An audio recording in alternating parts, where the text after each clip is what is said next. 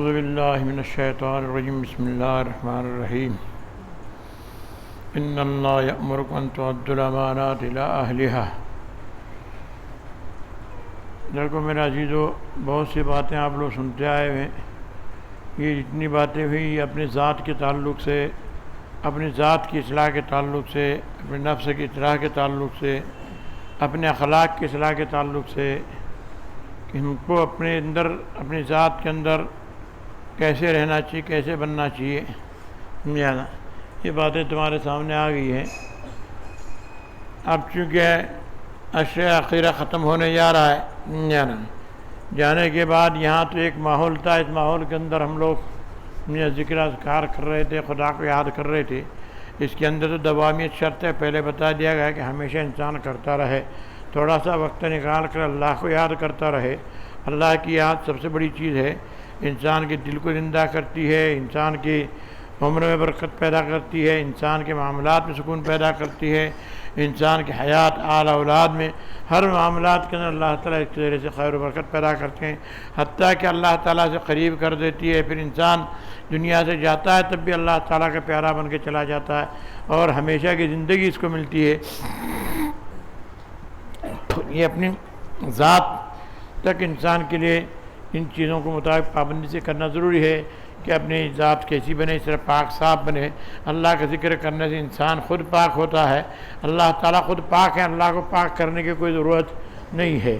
یہ عقیدہ بھی رکھنا غلط ہے، اسلام کے خلاف بھی ہے کہ ہم ذکر کر کے اللہ کو پاک کریں، فلاعوذ باللہ۔ اللہ خود پاک ہیں، صاف ہیں، ہم کو خود اپنے آپ کو گندگیوں سے، علائشوں سے، نفسانی شیطانی شرارتوں سے، رذائل سے، برے اخلاق سے پاک کر کے ہم کو خدا کو پیارا کرنا ہے، خدا کا پیارا بندہ کرنا ہے۔ اس کے لیے انسان ذکر اذکار میں مشغول رہے، پابندی کے ساتھ رہے، فرائض کی پوری پابندی کرتا رہے، سنتوں کی پوری پابندی کرتا رہے، واجبات کی پوری پابندی کرتا رہے، جہاں تک ہو سکے استحبابی عمل اس کے اندر بھی کوشش کر کے مستحب عمل بھی ہم سے بڑا پابندی کے ساتھ ہوتے رہنا چاہیے، تاکہ اس کے خیر و برکات پر انوارات ہماری زندگی کے اندر اتر جاویں، ہماری ذات سے کسی کو تکلیف بھی نہ پہنچے، اور کسی دوسرے سے تکلیف پہنچے تو برداشت کرنا، صبر کرنا، تحمل کرنا، یہ ایک مسلمان کا سیوا ہوتا ہے، سمجھا نا۔ میرے عزیزو، آج ذہن میں ایک بات آئی، وہ بات تمہارے سامنے پیش کر دی جائے، جس کے اندر آج ہمارے عوام، خواص، اچھے لوگ، دیندار لوگ جن کو کہلاتے ہیں، ان معاملے کے اندر کوتاہی کے اندر ہے، بہت ہی زیادہ کوتاہی میں رہتے ہیں معاملات میں، جس کو کہتے ہیں لین دین، معاملات، خرید فروخت، وعدے کر کے وعدے کو توڑنا، کسی کا مال لے کے نہ دینا یا ٹال مٹول کرنا، کسی اپنی طرف سے تکلیف پہنچانا، کسی آقا کو تکلیف پہنچانا، کسی مالک کو تکلیف پہنچانا، اس کے اندر ہماری قوم بہت زیادہ مبتلا ہے۔ جھوٹ بول کے، گود مول کر کے، ہم دین کے کام کے لیے جھوٹ بولے تو کیا بات، ایسا دین اللہ کے قابل قبول نہیں ہے۔ جھوٹ کے تعلق سے ہم نے ملفوظات میں سن لے کہ مومن کی شان کے اندر کبھی چوری ہو سکتی ہے، کبھی زنا ہو سکتا ہے، کبھی لالچ میں کچھ لے کے کھا سکتا ہے، لیکن مومن جھوٹ نہیں بول سکتا۔ لیکن ہمارا مشغلہ تو حج کو جانے کے لیے بھی جھوٹ بولتے ہیں، جماعت کو جانے کے لیے بھی جھوٹ بولتے ہیں، گناہ کام کرنے کا دین کو اس کے لیے جھوٹ بول کر گول مول کر کے معاملات، اس سے کچھ فائدہ نہیں ہے۔ ہاں، رب کو مناؤ، کوشش کرو تم ایسی اخلاق پیش کرو کہ بھئی نوبت آپ کو جھوٹ بولنے کی نہ آئے، کہ جہاں ضرورت پڑے تو سامنے والا تمہاری بات پر راضی ہو جاوے۔ میرے عزیزو، بہت سے معاملات کے اندر ہم لوگ بڑا اس کے اندر بے اعتنائی سے، بے پرواہی سے کام لیتے ہیں اور سمجھتے ہیں یہ کوئی گناہ نہیں، حالانکہ یہ بہت اسی کی وجہ سے ہمارا بے برکتی آ رہی، تباہی جو آ رہی، وہ اسی کے سبب سے ہم سمجھ نہیں رہے ہیں۔ میرے عزیزو، جھوٹ پر خدا نے ڈائریکٹ لعنت بھیجی ہے، لعنت اللہ علی الکاذبین، جہاں اللہ نے شیطان پر لعنت بھیجی ہے، یہ لعن اللہ تعالیٰ عنہ بیٹھے شیطان پر، جان پر قتل کرنے والے پر اللہ نے لعنت بھیجی ہے، اللہ کے رسول کو تکلیف دینے والے پر اللہ نے لعنت بھیجی ہے۔ اسی طرح جھوٹ بولنا اور جھوٹ کا استعمال کرنے پر بھی اللہ تعالیٰ نے ڈائریکٹ لعنت بھیجی ہے۔ اس لیے سمجھتا ہے میں نیک کام کے لیے جھوٹ بولا تو کیا، غلط چیز نہیں، یہ نیک نہیں رہا ہو، بد کام ہو گیا، بدی کر کے۔ میرے عزیزو، حلال کھا رہے ہیں لیکن اسے پکانا ملا کے کھا رہے ہیں، کیا مطلب؟ میں حلال ہی کھا رہا ہوں، تو پیشاب ملا کے پی رہے ہیں، حلال پی رہے ہیں، پیشاب ملا کے پی رہے ہیں، کیا مطلب؟ کوئی معنی نہیں اس کا، سمجھا نا؟ اس سے ہمارے اندر تباہیاں اور بربادیاں آتے رہتی ہیں، اور یہ تباہی، یہ بربادی جس طرح ہم باطنی طور پر اس کو ایک ہیلا اور بہانہ کر کے استعمال کرتے ہیں، ڈائریکٹ کھلم کھلا استعمال نہیں کرتے ہیں، اسی طرح یہ تباہی بھی ڈائریکٹ نہیں آتی بلکہ پردے کے اندر تباہیاں آتے رہتی ہیں۔ اس لیے انسان کو اس سمجھ نہیں آتا ہے، نہیں نا؟ انسان تنزل کی طرف جا رہا ہے، رب سے دور جا رہا ہے، خدا سے دور جا رہا ہے، انسانیت سے دور جا رہا ہے، ظلم اور زیادتی پر ایک دوسرے کو تکلیف پہنچانے کی طرف جا رہا ہے۔ اس کی وجہ یہی ہے۔ میرے عزیزو، مذہب اسلام کیا دنیا کا کوئی بھی مذہب، کوئی بھی دھرم کسی کے معاملے کے اندر کبھی کسی کو نقصان پہنچانے کی اجازت نہیں دیتا ہے، چاہے وہ مذہب اسلام ہو یا اسلام کے علاوہ اور کوئی مذہب، کوئی اور دین ہو، دھرم ہو، وہ کوئی کسی کو تکلیف پہنچانے کی اجازت کسی بھی مذہب کے اندر نہیں ہے، سمجھا نا؟ میرے عزیزو، یہ بہت بڑا متفق علیہ مسئلہ ہے، سمجھا نا؟ ہم بھی مانتے ہیں اور غیر کے شریف لوگ بھی اس کو مانتے ہیں کہ ہماری ذات سے کس کو تکلیف نہ پہنچے، اگر دوسرا کوئی ہم کو تکلیف دے تو ہم اس کو برداشت کریں۔ ہر شریف آدمی اس کو سمجھتا ہے اور سوچتا ہے، لیکن ہمارے اندر چونکہ ہیلا بازی، سمجھا نا، چھوٹی چھوٹی بات کے اندر ہیلے کرنا، بہانے کرنا، سمجھا نا، یہ غلط چیزیں ہیں۔ مخلوق کو تو پتہ کر سکتے ہیں، شروع میں نے کہا تھا، کا رہا با خلق آری جملہ رواز، با خدا تصویر و ہیلا کے رواز۔ جو بھی جھوٹ بولو، گول مول بولو، مخلوق کے پاس سب کھپ سکتا ہے، سب چھپ سکتا ہے، لیکن خدا کیا کوئی چیز چھپی ہوئی نہیں ہے، اور اس کو اللہ تعالیٰ کی مار کے لیے لاٹھی کی ضرورت نہیں، اور اس کے پکڑ کے لیے آواز کی ضرورت نہیں، اور جب اس کی تاکہ مار پڑتی ہے اور اللہ کی پکڑ تو اس کا جواب نہیں، اس کا علاج نہیں، نا؟ جو بے خدا را صدائے نیس، ہر جا کے زنت دوائے نیس۔ خدا کی لاٹھی کو آواز بھی نہیں ہے، اور جہاں اس کی پڑے گی لاٹھی اس کی کوئی دوا نہیں ہے، نا؟ ہم کو یہ سب معلوم ہے، نا؟ یہ جانتے ہیں ہم سب لوگ۔ اس لحاظ سے ہم کو معاملات کے اندر بہت صاف رہنا چاہیے، چاہے گھر کے معاملات ہوں، چاہے مارکیٹ کے معاملات ہوں، چاہے ملازمت کے معاملات ہوں، چاہے نوکری کے معاملات ہوں، چاہے لین دین کے معاملات ہوں، خرید فروخت کے معاملات ہوں، کوئی بھی معاملات ہوں، ان معاملات میں انسان کو صاف اور کلیئر کٹ رہنا چاہیے ہمیشہ، نا؟ اس میں انسان کے سکون اور خیر و برکت ہے، نا؟ معاملات کے تعلق سے جس کا جو حق ہے وہ حق اس کو پہنچنا ضروری ہے، اس کے بغیر انسان کے کوئی چارہ کار نہیں، نا؟ آج زمانہ الٹا آ گیا ہے، دینے کا دے کر کے اس کے غلام بن کے پھرنا پڑتا ڈر کے، ایسا زمانہ ہے آج، نا؟ ان لصاحب الحق مقال، حضور نے فرمایا آپ کو اگر کسی نے کچھ بوجھ دیا ہے یا قرض دیا ہے یا آپ کا کوئی تعاون کیا تو اس کو حق ہے کہ تم کو دو چار کڑوی بات سنائے، شریعت نے اس کو حق دیا ہے دینے والے کو،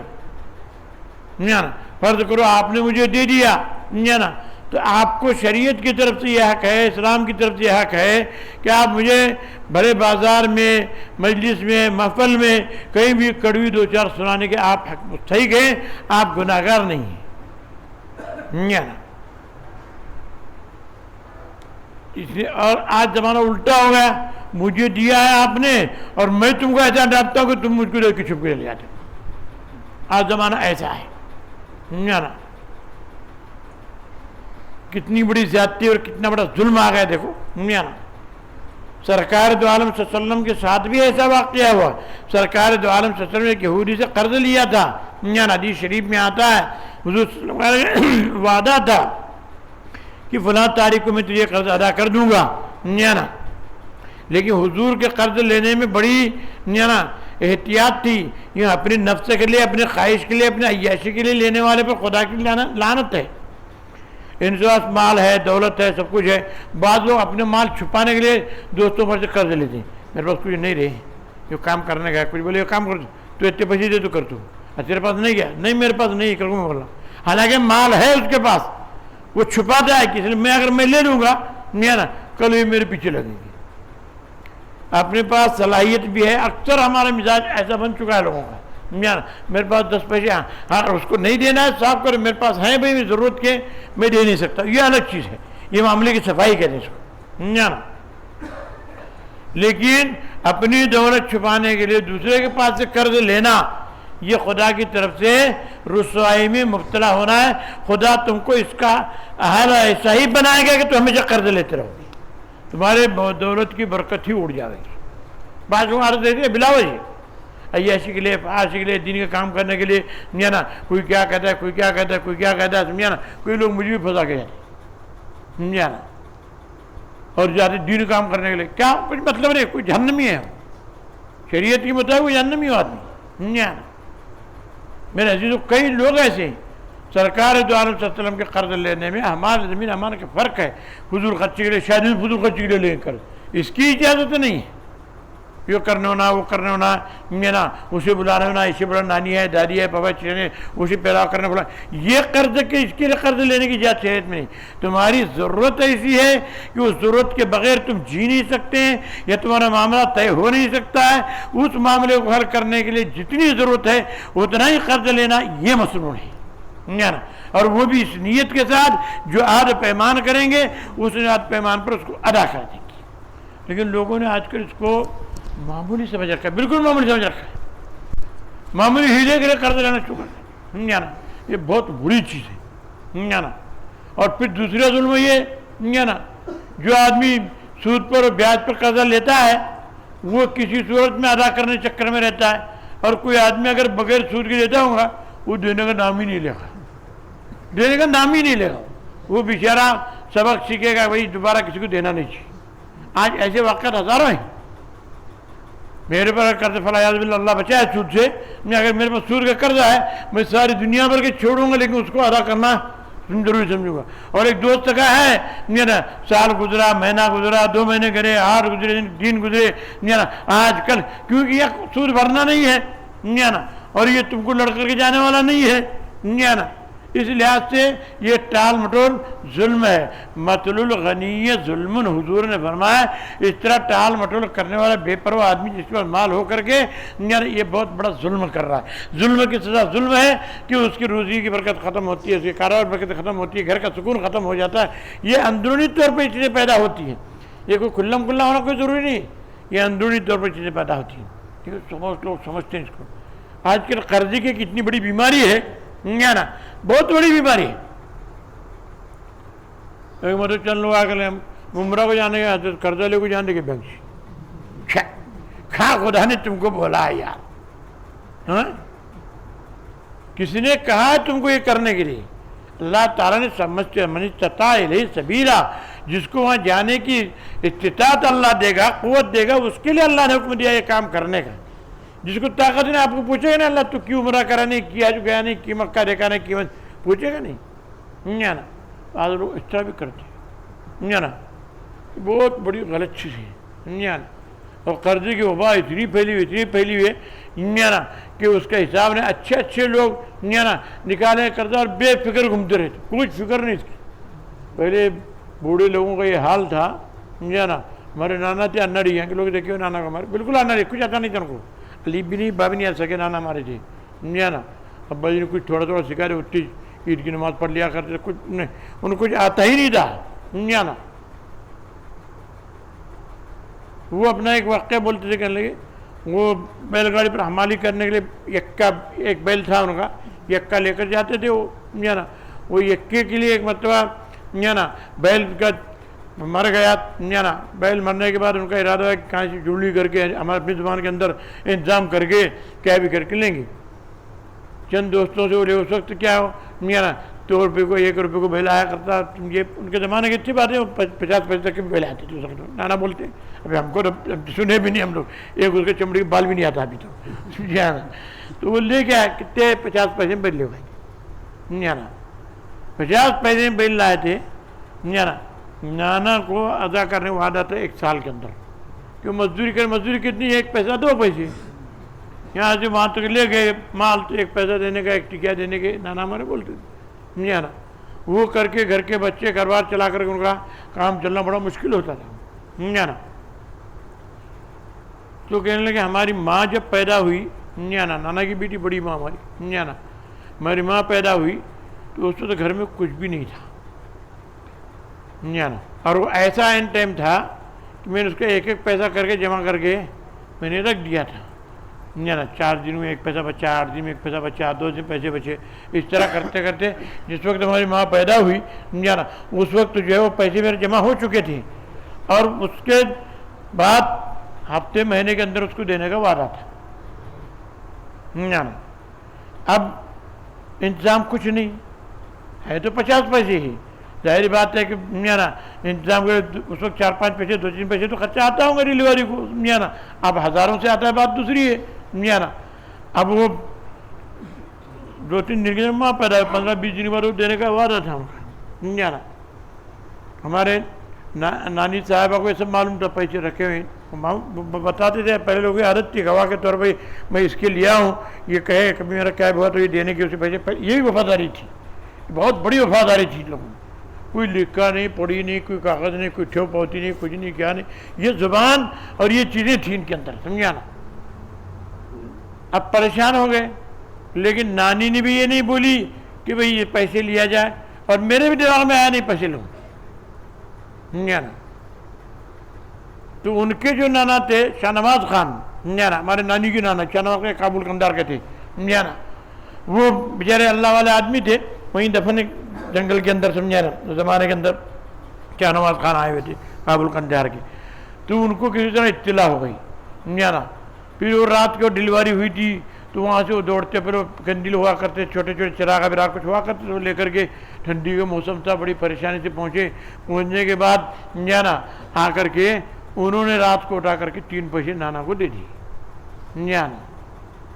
تو نانا کہنے لگے لے یہ پیسے کا میں انتظار کرتا رہا, اللہ انتظام کرے گا, کیا بھی ہوگا, یوں رہیں گے سمجھا نا. گھر میں جو ٹھنڈا پانی اسی سے ہمارے گھر والی کو نہلا ہے, نانی کو نہلا ہے, بچوں کو ماں کو ہماری نہلا ہے, اللہ ٹھنڈا پانی ان کے لیے نقصان دہ ہوتا ہے کر کے پہلے سے لوگ منع کرتے ہیں, لیکن ہم نے اس کو استعمال کرنے کی ہمت اور جرات نہیں کی سمجھا نا.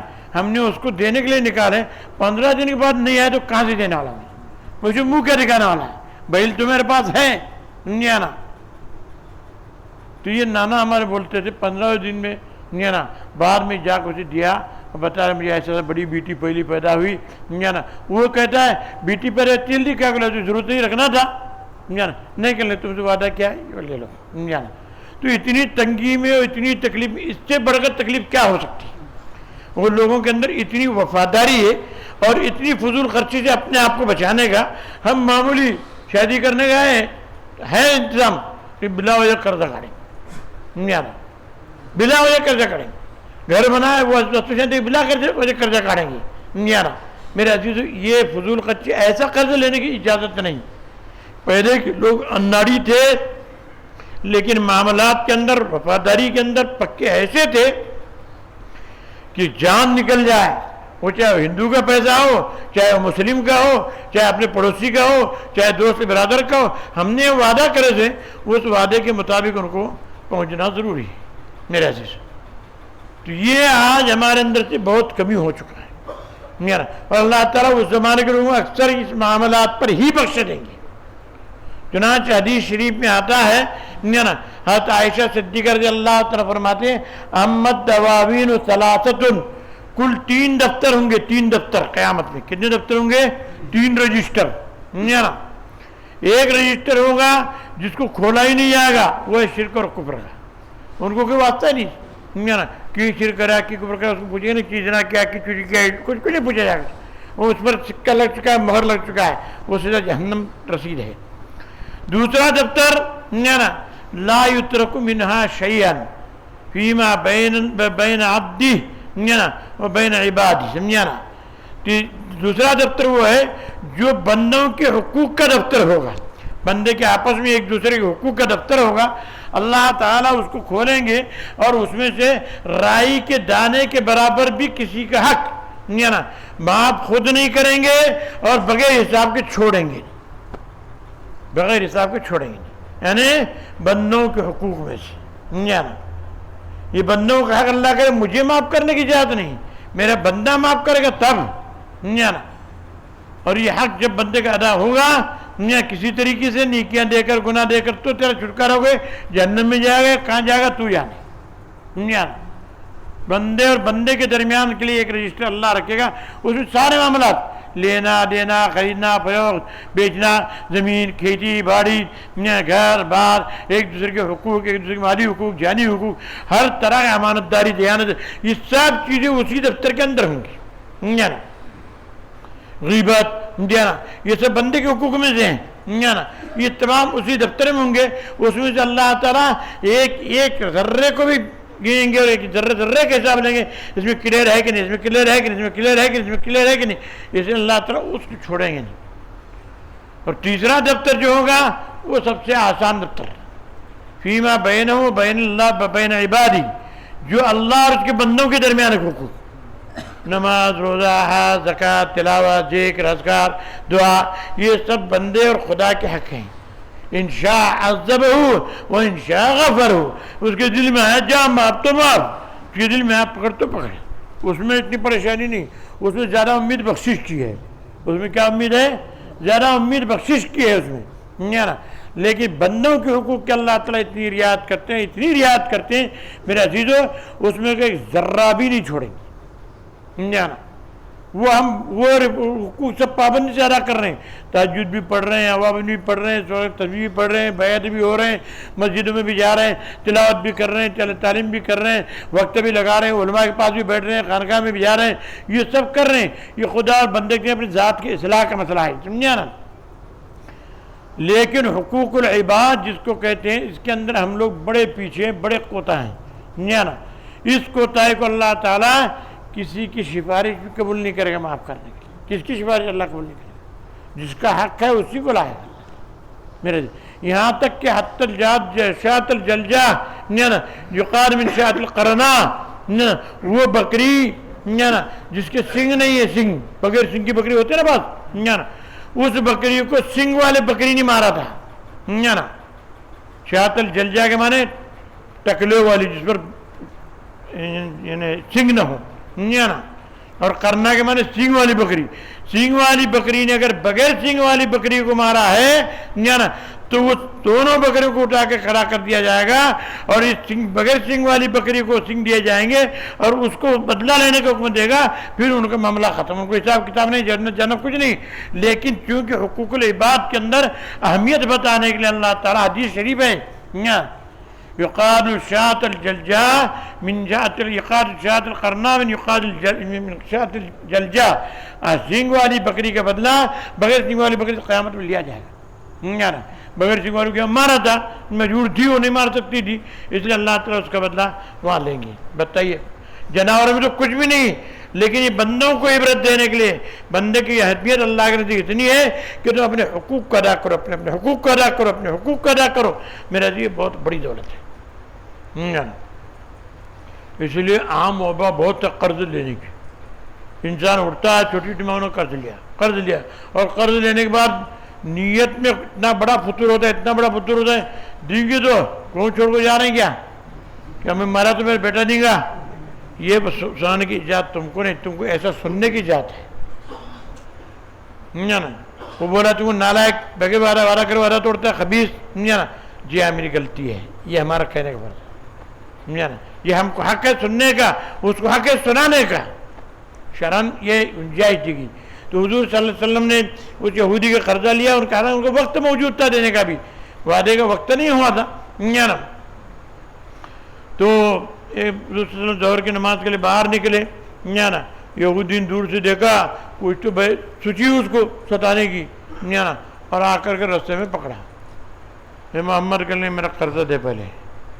حضور صلی اللہ علیہ وسلم کہہ رہے ہیں کہ بھائی تیرا میرا عہد ہے، وعدہ ہے، میں دوں گا تجھے، وعدہ پورا ہونے سے پہلے اگر نہ دوں گا تو تجھے حق ہے بولنے کا، بتا رہے مجھے کچھ معلوم نہیں، میرا تو نے قرضہ لیا ہے، قرضہ دینے کا، پھر آگے جانے کا، میرے پاس یہاں تو کچھ ہے نہیں کر لے، جب تک قرضہ نہیں ملے گا تو کوئی چھوڑوں گا نہیں، بیٹھا رہا، پکڑ کے بیٹھا رہا۔ حضور صلی اللہ علیہ وسلم نے 5 نمازیں اس جگہ پر پڑھی، کتنی نمازیں؟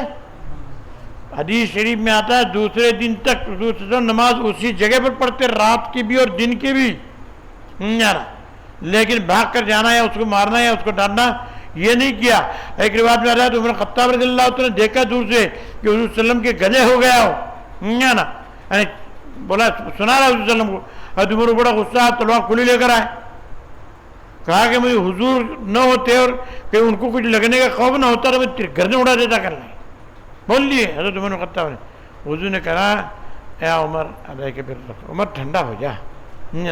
ان لصاحب الحق مقالا، یہ حق والا ہے، اس کو حق ہے بولنے کا، بولنے دو مجھے بولنے دو مجھے. کتنی بڑی بات ہے، کتنی اونچی بات ہے. یہ حق والا ہے، اس کو مجھے بولنے دو. ہاں تیرا کام یہ ہے کہ تو اس سے کہہ دے بھائی وعدے کے اوپر مانگو تم، اور مجھے کہہ دو کہ وعدہ پورا ہونے سے پہلے ادا کرو. اسلامی تعلیمات دیکھیے نا. آپ اسے بتائیے کہ وعدہ آنے تک تم صبر کرو، وقت آنے تک تم صبر کرو، اور مجھے بتائیے کہ وقت آنے کے وقت پہلے تم اس کو ادا کرو. دیکھیے اسلام کیسے تعلیمات دیتا ہے نا. سرکار کے ساتھ ایسا معاملہ ہوا ہے. دیکھیے آج کا زمانہ الٹا ہے، الٹے چور کوتوال کو ڈانٹے والا مسئلہ ہے نا. میں کہ دیتا نہیں کیا، اتنا صبر نہیں کیا تجھے، میں کہ ڈانٹ جا رہا ہوں کیا بھی بہت زیادہ. دوسری مت میں پھانسی لگا لوں، تو پھانسی لگا لے گا تو زہر پہ ہم کو کیا؟ ہاں تو جہنم میں جائے، ہم کو اس سے کیا واسطہ؟ اور نہیں پھانسی لگا لیا اور میرا حق بھی نہیں دیا، مرا تب بھی جہنم میں جائے گا. جانا یہ قرضے کے اندر بھی ہم لوگوں کو بہت احتیاط کی ضرورت ہے. انسان کو اپنی ضرورت کے مطابق، کفایت کے مطابق یا قناعت کے مطابق جتنے میں جہاں 5 پیسے میں کام ہو رہا ہے وہاں پر میرے 50 پیسے مت لگا. نہیں نا میرے عزیزو، یہ انسان کے لیے ضرورت ہے. اور ایسے بھی نہیں نا 5 پیسے بھی لگانے کو تیار نہیں. اتنے بھی کنجوس مت بنو نا. اتنے بھی کچھ بات لوگوں کو دیجیے خرچہ کرنے کا جی نہیں. خرچہ کرے یا نہ کرے، اس کا لفظ عربی کے اندر کیا استعمال ہو؟ خرچہ کرنے کے لیے کیا لفظ استعمال ہوئے؟ انفاق. کیا اس کے لیے کیا ہوتا ہے؟ انفقو، خرچ کرو. انفاق کا لفظ میں نے خرچ کرنا. انفقون خرچ کرنا، خرچ کرتے ہیں، خرچ کریں گے. منفقین خرچ کرنے والے، منفقین نا کہ میں نے خرچ کرنے والے صفت. اس کے لیے عربی کے لفظ کیا ہونا ہے نا؟ یہ ماخوذ من نفقۃ الساعہ نا، سلع. بازار کا سامان بازار میں نکلتا جو ہے لے کر آتے ہیں، گٹریاں وٹریاں بازار کے لاتے ہیں نا بھائی سامان نا، اس سامان کو صلاح کہتے ہیں. اس کا گھر سے باہر نکالنا، یعنی خرچے کا مطلب کیا ہے؟ گھر سے باہر نکالنا.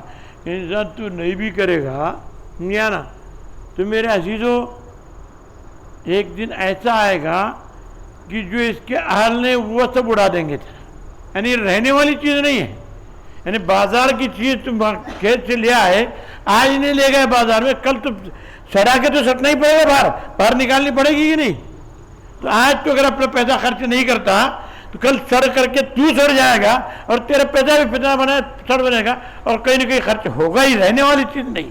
اس لیے اس کو انفاق کہتے ہیں. کیا کہتے ہیں؟ انفاق کہتے ہیں.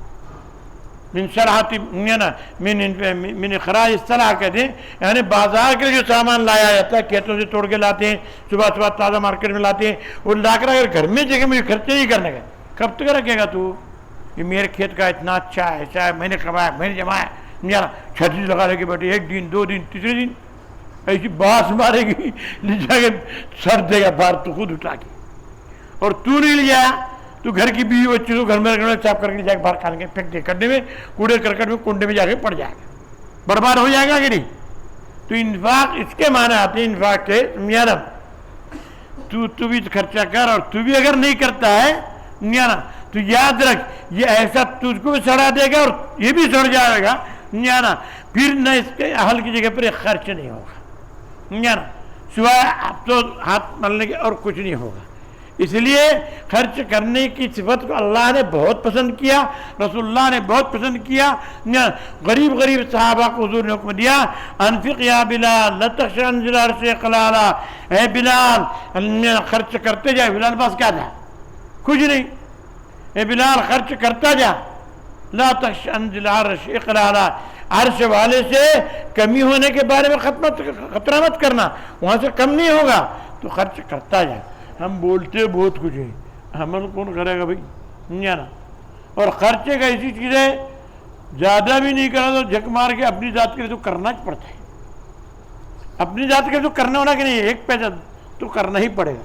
خرچ کو اللہ بہت پسند، ایسا عام کر رکھا اللہ تعالیٰ نے کہ اتنا بھی کنجوس ہوگا نہیں نا تمہیں اپنے ناخن کاٹنے کے لیے ناخن ترنن کرنے تو لانا پڑے گا، بال صاف کرنے کے لیے اس طرح تو لانا پڑے گا، کینچی تو لانی پڑے گی، کیا وہ بھی نہیں لائے گا نہیں نا. خرچ تو کرنا ہی پڑے. خرچ چیز ہی ایسی ہے کہ وہ خرچ ہوتا رہے نہیں نا.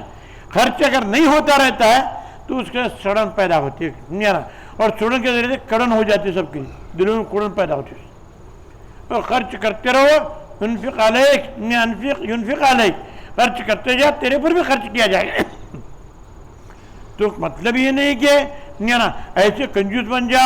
ولا تجعل یدک مغلولۃ، حضور کو فرمایا کہ اپنے ہاتھ گردن کو باندھ کے مت رکھنا، میں کسی کو کچھ مت تو ایسے لگا کے.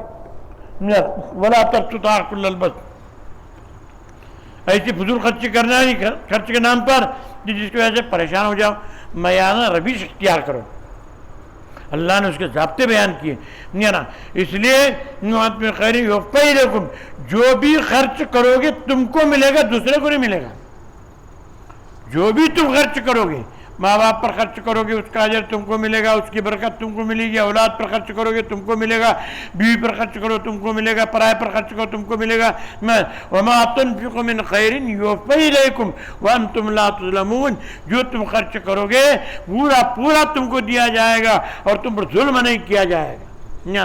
خرچ کرنے والا حقیقت میں سوچے تو یہ میرے ذات کا فائدہ ہے. کیا اس میں میری ذات کا فائدہ ہے. اس لیے خرچ کرنے، فضول خرچیات سے، فضول چیزوں کے قرض لینا بھی حرام ہے، ناجائز ہے، رسوائی ہے. ضرورت وقت لینا مسنون ہے، لیکن اس کو ادا کرنے کا وقت انسان کو تعین رکھنے کے بعد اس وقت پر ادا کر دینا چاہیے.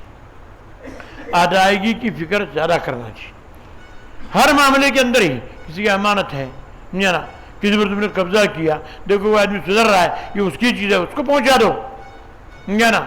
کوئی آدمی سے تمہارے بعد مقابلہ چلا اور تم نے اس پر قبضہ کیا، قبضہ کرنے کے بعد تمہاری بات مان گیا تو اس کی چیز اس کو لوٹا دو، اب تم اس کے مالک نہیں نا.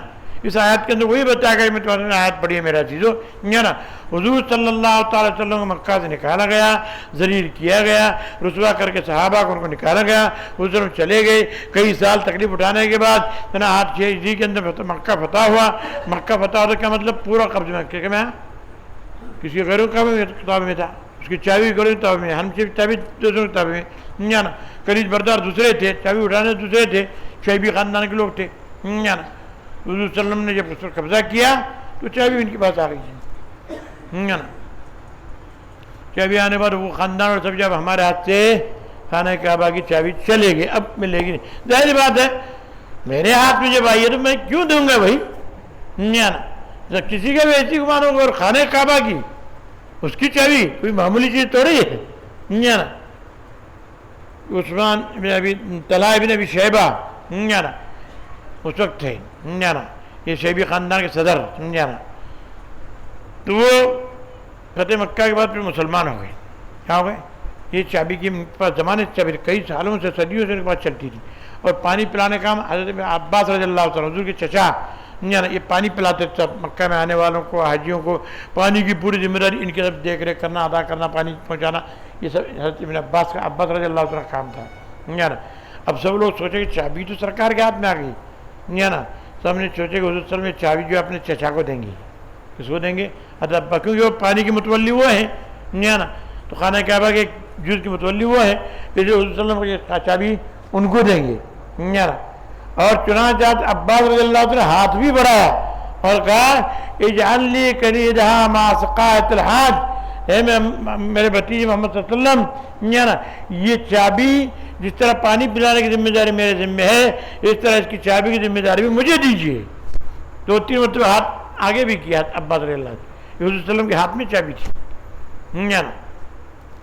سب کو یقین و گمان ہو گیا کہ ابھی چابی دوسرے کے پاس جائے گی، اس خاندان سے نکل گئی چابی نا. یہ خیال تھا. بس اسی میں بیٹھے ہوئے تھے. حضور صلی اللہ علیہ وسلم نے حضرت طلحہ ابن ابی شیبہ کو بلایا. کہاں ہے طلحہ کے نام؟ دے دیا. خذھا خالدتن طالدتن، قیامت تک تمہارے خاندان میں رہے گی، لے لو کر لے نا. تم کا یہ کیا کہ اللہ کا حکم ہے ان اللہ یأمرکم ان تؤدوا الامانات الی اہلہا، اللہ نے یہ حکم دیا ہے جس کی چابی تھی اس کو دے دی جائے، وہ چونکہ ہمارے مذہب میں آ چکا ہے، ظلم کرنے کی اجازت اسلام نے دی ہے، اس کا حق ہے، تمہارا حق نہیں، اور آج تک وہ اللہ کے فضل سے چابی اسی خاندان میں، آج بھی بادشاہ نہیں کھولے گا اس کو، بادشاہ کے مجال نہیں اس کو کھولنے کی، انہی کا آدمی آ کر کے چابی کھولے گا تو پھر سب لوگ اس میں جائیں گے، دوسرا کوئی جا ہی نہیں سکتا اس میں، نا آج بھی شیبی خاندان کے اندر ہی چابی ہے، چابی کسی کو نہیں دیتے ہیں، کسی کو نہیں، بڑے دوسرے بزرگان دن آتے ہیں جاتے ہیں ملتے ہیں ٹھہرتے ہیں دعا ہوتی ہے، لیکن کھولنا دروازے کو بند کرنا وہ طلحہ شیبی جو ہیں انہی کے خاندان کے اندر آج بھی ہے، اسی لیے حضور نے بعض بار پیشن گوئی دی کہ ان کے خاندان میں ہمیشہ لڑکا ہوتا ہی رہے گا، نا کیونکہ وہ کام لڑکے کا ہی ہے، عورت جا نہیں سکتی ہے نا، تو اب جب بھی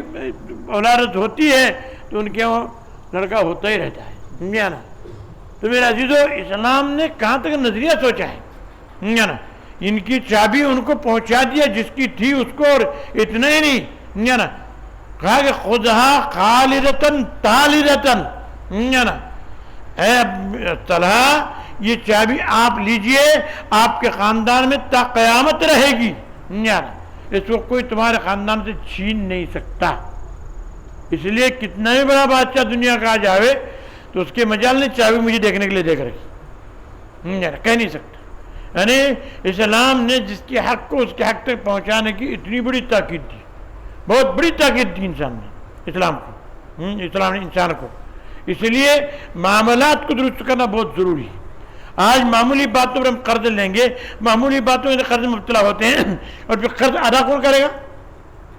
قرض ادا نہیں کرے گا، صاحب قرض دینے والے کے لیے حق ہے کہ تم کو دو تھپڑ مارے، تم کو دو سنا ہے، تم کو تمہاری پکڑ کرے، تم کو اونچ نیچ سنا ہے، یہ شریعت نے اس کو حق دیا ہے، نا شریعت کا یہ حق ہے، پھر وہ سننے سے بہتر یہ نہ لیا جائے بھائی، نا اور ہمارے اکثر حضرات ان معاملات میں پیچھے ہیں، یہ معاملات کو بہت درست کرنا ضروری ہے، نا یہ ایک معاملہ ہے، اسی طرح فضول خرچ سے بچنا بہت لازمی چیز، فضول خرچی ہر جگہ پر، گھر میں ہوں، سفر میں ہوں، مسجد میں ہوں، کہیں بھی ہوں، فضول خرچی، خصوصاً ہم لوگوں کی عادت اتنی ہے پانی کے اندر اتنی فضول خرچی کرتے، گھروں میں بھی اور مساجد میں بھی اور مدارس میں بھی، پانی کے بارے میں تو رسول صلی اللہ علیہ وسلم نے بہت شدت سے منع فرمایا ہے، ایک قطرے قطرے کا حساب ہوگا، نا ایک مطلب ابن ماجہ کے پہلے دوسرے صفحات کے اندر روایت ہے، ایک صحابی جابر رضی اللہ تعالیٰ غالباً سمجھانا وہ وضو کر رہے تھے نہر کے پاس ٹھہر کر کے، نا اور حضور نے فرمایا نا اتق الاسراف اتق الاسراف، فضول خرچی سے بچو، فضول خرچی سے بچو، انہوں نے کہا یا رسول اللہ میں نہر پر وضو کر رہا ہوں، چاہیے پر نل پر نہیں کر رہا ہوں، نہر جو بہری پانی کی نالا بہرا اس پر وضو کر رہا ہوں،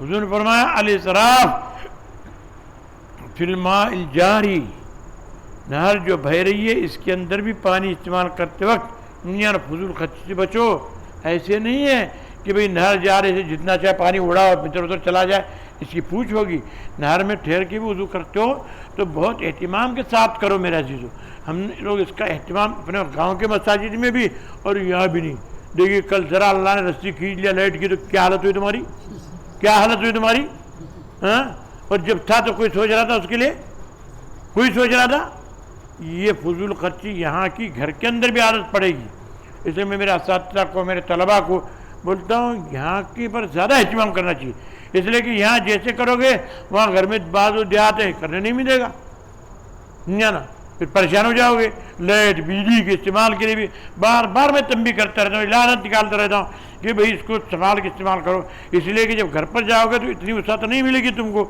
اور پھر اس وقت جو ہے آپ پریشان ہو جاؤ گے، نا میرے عزیزو پانی ہو یا نہ ہو، کتنا بھی بارش ہوتا ہو کسی بھی علاقے میں، تو پانی کے استعمال کے اندر بہت اہتمام کرنے کی ضرورت ہے، اس کے قطرے قطرے کے حساب ہوتا ہے میرے عزیزو، ایک رات پانی نہیں رہا تو ہمارے سب کی حالت خراب، نا پریشان، اگر ابھی تک نہیں لیٹ آتی تو کیا حالت ہوتی ہے، کتنا ہم نالا کتنا پانی لا سکتے تھے بھائی، کتنا وہ ٹاکی 65,000 لیٹر کی ہے، وہاں چڑھانا بھی چڑھا ہی نہیں سکتے تھے ہم لوگ، تو میرے عزیزو اس کا بڑا اہتمام کرنا چاہیے، نل کے اوپر بھی، ادھر بھی ادھر بھی۔ دیکھا میں یہ قابل اصلاح باتیں ہیں، یہ نل تمہارے جو لگا رکھے ہیں وہ کیا کے لیے لگائیں کہ لوگوں کو عادت تھی صبح اٹھنے کے بعد یا فجر سے اٹھنے کے بعد کوئی مسواک کرتا ہے، فجر اٹھنے کے بعد صرف کیا ٹوتھ پیسٹ لگاتا ہے، وہ وہاں پر اجازت نہیں مسجد کے خارج، مسجد خارج یہ لگاتے بیٹھو گے تو اعتکاف رخصت ہو جائے گا۔ اس لیے صرف کلی کرنا، منہ دھونا بہت زیادہ، وضو کرنا اس کے لیے۔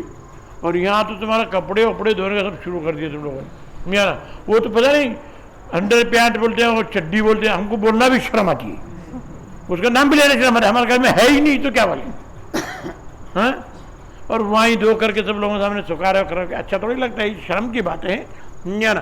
جس کا ناپاک کپڑا وہ اپنے باتھ روم میں دھو کر کے آ جائے نا، لیکن یہاں کوئی بھی کپڑا جو ہے، چھوٹا رومال بھی یہاں نہیں دھونا چاہیے، آئندہ کے لیے بھی اس کا اہتمام کرنا چاہیے نا۔ یہ آپ کی سہولت اس کے لیے کی گئی ہے کہ آپ منہ اچھی طریقے سے دھو سکیں، چہرہ اچھی طریقے سے دھو سکیں نا، کلی کر سکیں، مسواک لگا سکیں، یا تو افطار کے بعد جو ہے کوئی بعض لوگ اپنا منہ کو ٹوتھ پیسٹ لگاتے ہیں دانتوں صاف کرتے مسواک کے علاوہ، اس کے لیے چیز کری کہ وہاں جا کر وہ کر نہیں پاتے ہیں، وہاں کرنے کے لیے بیٹھے ہو تو اس کی اجازت نہیں شرم نا۔ اور ہم لوگ اس کو غلط استعمال، یہ سہولیات کو ہمارے مسلمانوں کی عام عادت ہے، جہاں کسی نے کوئی سہولت دی وہ سہولت کو ایسا استعمال کریں کہ اس کو ستیہ ناش کر کے چھوڑیں نا۔ اس لیے یہ سہولیات کو بھی فضول خرچی کا یہ اثر ہے کہ اس طرح ہم کو استعمال کرتے ہیں، بلکہ وہاں پر نہ پانی پڑنا نہیں، اس طرح احتیاط سے کام کیا جائے۔ یہ مسجد کے اندر داخل ہے، کیا ہے مسجد کے اندر داخل ہے، مسجد کی خارج نہیں ہے وہ، اس لیے تو تم کو ٹھیکے اور ٹوتھ پیسٹ لگانے کی اجازت ہے۔ اگر مسجد سے خارج ہو تو ٹوتھ پیسٹ نہیں لگا سکتے تم لوگ نا، وہاں پر جائے گھڑی وڑی باندھتے نہیں بیٹھ سکتے، ٹوال سے پہنچتے ٹھہر نہیں سکتے، پہنچنے کے لیے بھی مسائل ہیں نا۔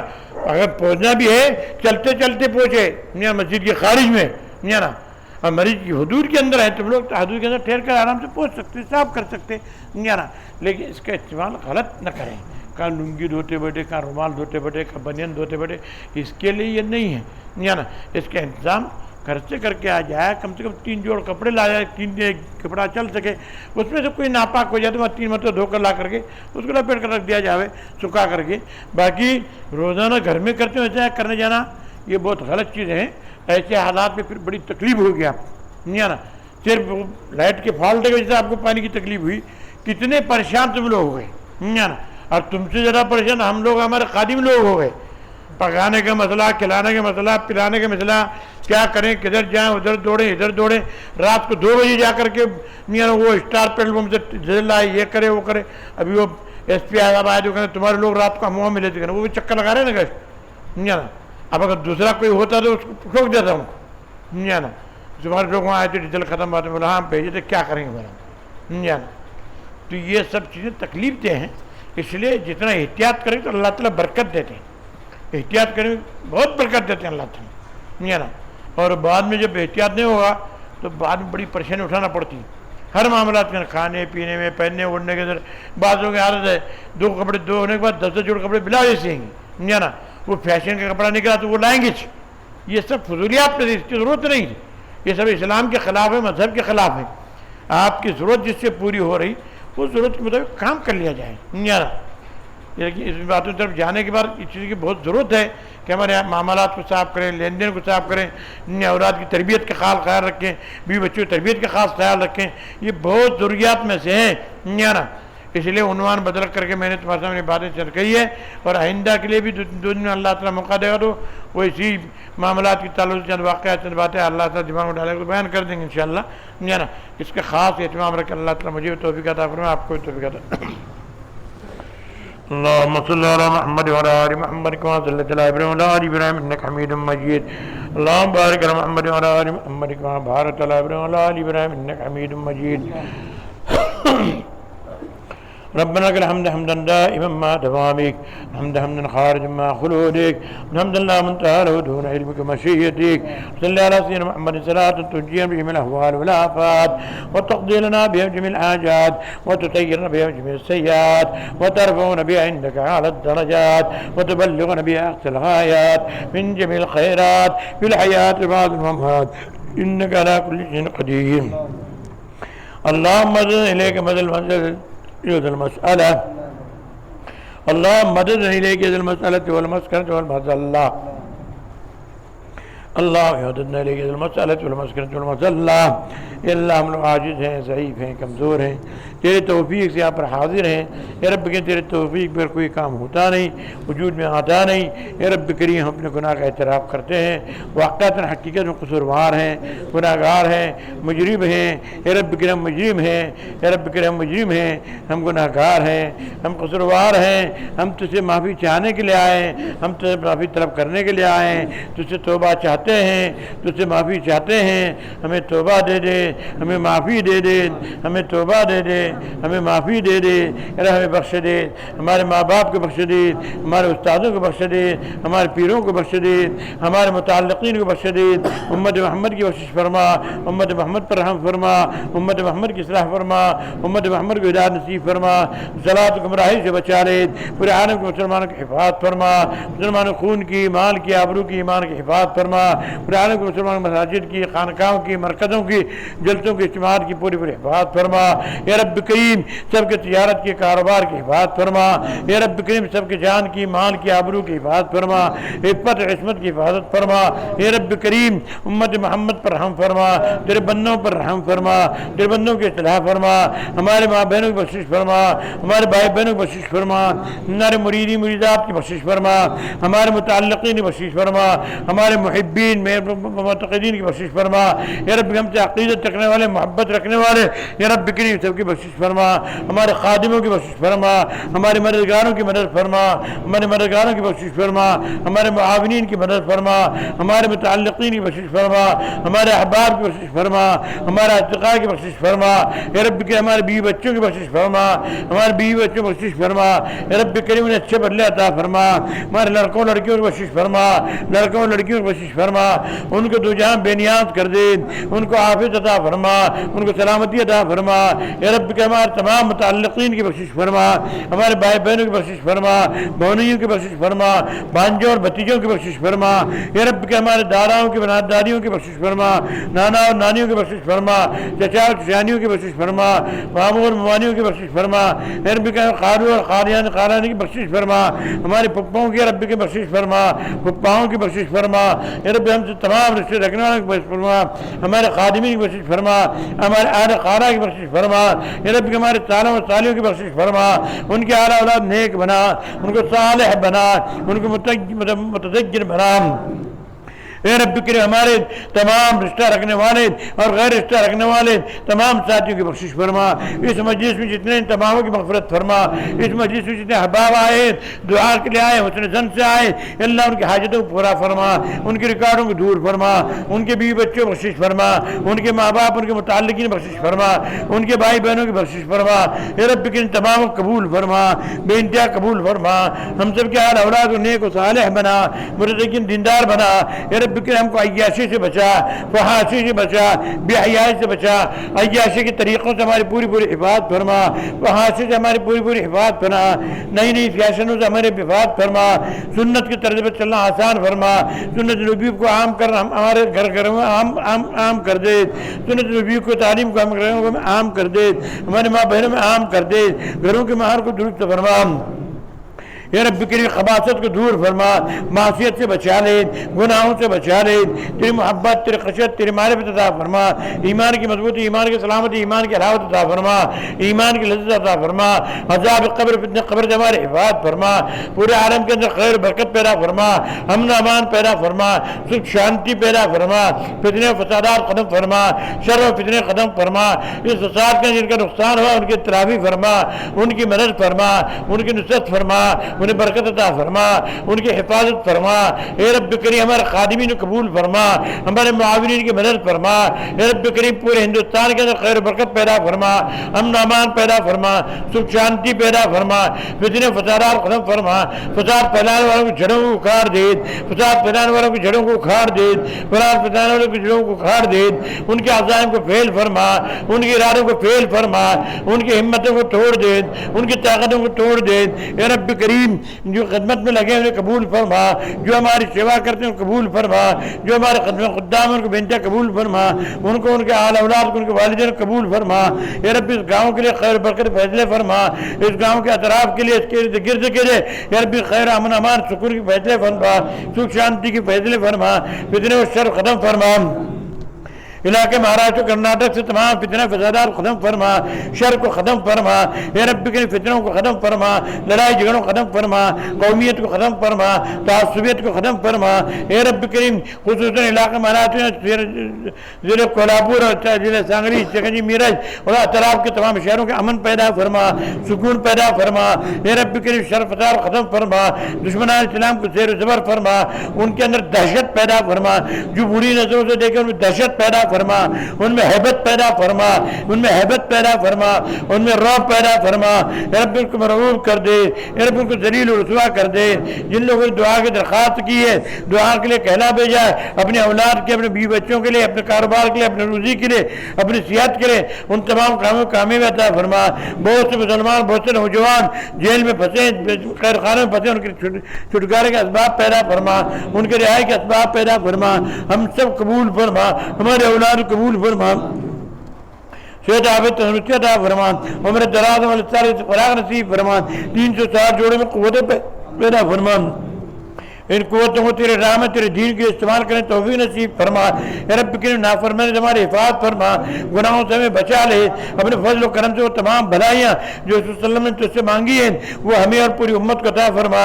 ان تمام برائیوں سے ہمارے امت کی حفاظت فرما جن برائیوں رسول صلی اللہ علیہ وسلم نے پناہ مانگی ہے۔ اے اللہ ہماری دعاؤں قبول فرما۔ ربنا تقبل منا هذا الدعاء انك انت السميع العليم۔ سبحان ربك رب العزة عما يصفون وسلام على المرسلين۔